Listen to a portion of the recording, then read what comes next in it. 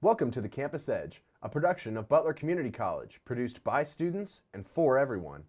It's the last show of the fall season, so our staff reporters have assembled stories appropriate for this time of year. Coming to you from the studios of KBTL 88.1 The Grizz, our campus radio station, we celebrate the season in this episode of the Campus Edge.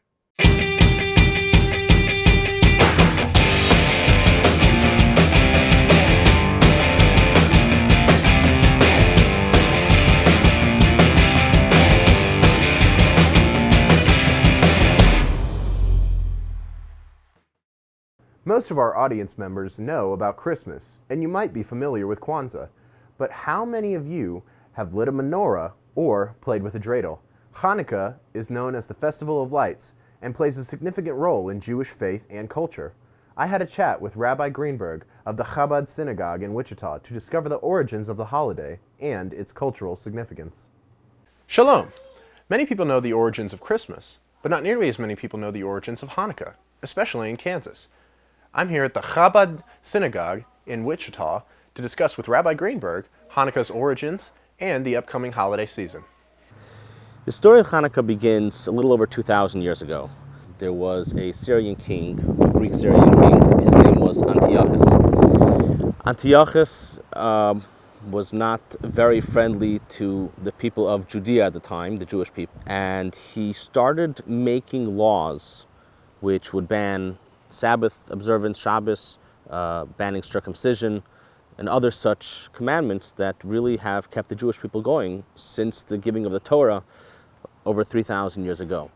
It was getting a little bit too much as the Greek Syrians were kind of infiltrating into the Jewish culture. A lot of Jews were becoming as Hellenists. What they did in addition to that was they went into the Holy Temple, they defiled it, and they offered a pig onto the altar, which was one of the worst things that could be done. At that point, there was a man, his name was Matisyahu, he was the high priest, and he had 5 sons. They were known as the Maccabees, and they said enough is enough. It was a small band of 5 brothers, and they brought together a few hundred or 1,000 of their brethren who were ready to fight. They fought against this mighty Syrian Greek army. It was just a miraculous victory of the few over the many, the weak over the strong. They were able to drive out the Greek Syrians from Israel. They came into the Holy Temple, and when they came to the Holy Temple, they realized that all of the oil which was used to light the candelabra, the menorah in the Holy Temple, was impure. It would take 8 days to get new oil. So they started searching and searching until finally they found one little jug of oil. This jug of oil was barely enough to last for 1 day. So they decided that they're going to light the menorah with this little jug of oil. And miraculously, this oil lasted a full 8 days and nights until they were able to get new oil. To commemorate this miraculous victory and the miracle of the oil, we have the holiday of Hanukkah. Now that you know the story of Hanukkah, go forth and help spread light in the world. Until next time, Shalom. For new freshmen, the fall semester is often their first encounter with living by themselves, forcing themselves to go to class and make major decisions. Add this stress with COVID-19, and all of us really need a break. Reporter Slade Wiley interviewed a selection of students staying at Butler and quote-unquote running away to parts unknown to find out their winter break plans and holiday traditions. Here's his report. My name's Slade Wiley. I'm here with Tucker Ashburn, and we're going to talk about what he's doing for Christmas break. Going to see at least 3 different colleges. So what are you going to be doing for Christmas break? Working and spending time with my family. That is a great plan to have. You guys look very intriguing. I love the Santa hat. What are y'all's plans for Christmas break? For Christmas break, I personally am starting a job at UPS, and I'm going to a winter Christian conference for the New Year's. So yeah, That's awesome. That's great. I am going with a friend to San Francisco, and we're gonna, paint the town red and see a couple of my relatives who live in California. That's awesome. That's great. I'm going to be working on various Christmas presents for my family and watching a lot of Star Wars. Yeah. That's a lot of great break plans and a great time. So, what are you going to be doing for your Christmas break? I'm gonna go see the Nutcracker with my boyfriend. That is very romantic. Okay, so we're here with a couple more gentlemen. What are y'all's plans for Christmas break? So far, it's just watch Spider-Man and chill. Watch Spider-Man and chill. That is a good plan. Do you think there's going to be any Tobey Maguire, Andrew Garfield, or not? I hope so, but I'm not holding out for it. That's smart, man. Don't get your hopes too high. It'll crash and burn. How about you? What are your plans for Christmas break? Working and Spider-Man. Working Spider-Man. Are you the same? No. I'm actually gonna go make some more music and go visit some family. Oh, you make music? What kind of music do you make? R&B, pop. R&B? That's awesome. That's great. All right. So, what are your plans for Christmas break? I am going to pretty much lie in a coma for 4 weeks. That is a wonderful answer. I 100% feel that. All right. Yep. Thank you. And that students eat and sleep in that order, and just try to come back alive in January. That's great. I appreciate it. Thank you. So, what are your plans for Christmas break? Sleeping. A lot of sleeping. We have had a lot of sleeping, and I totally feel the vibe. Well, there you have it. A lot of sleeping, a lot of movies, and the Nutcracker.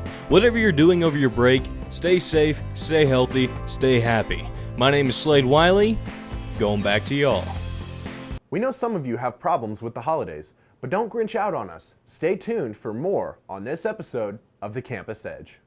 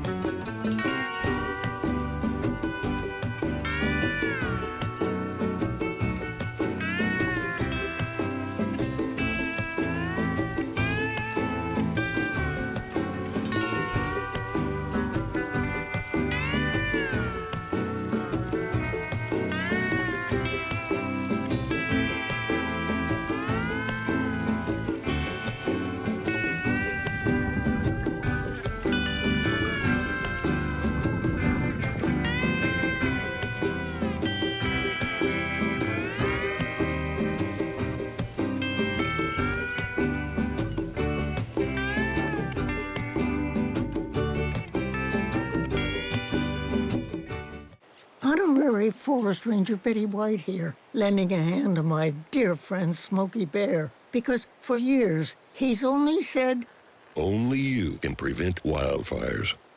But there's a lot more to say. Like, if you park your car on tall, dry grass, the hot exhaust pipe can start a wildfire. So keep the animals safe, especially the cute shirtless one. Go to SmokeyBear.com to learn more about wildfire prevention. 3 months ago, there weren't enough masks. We were desperately sourcing from all over the world. People were making face coverings from scarves, bandanas, and bits of fabric. Now there are plenty of masks, but some people don't want to wear them. Come on.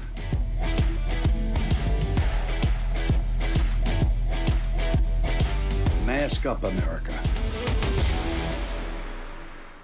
You know what is the greatest fear of students at the end of the semester? It's not what'll happen when their parents see their final grades. It's finding the perfect present for family and friends. Reporter AJ Jones went on a shopping trip to the Butler campus bookstore and found all sorts of Butler and holiday-themed gifts.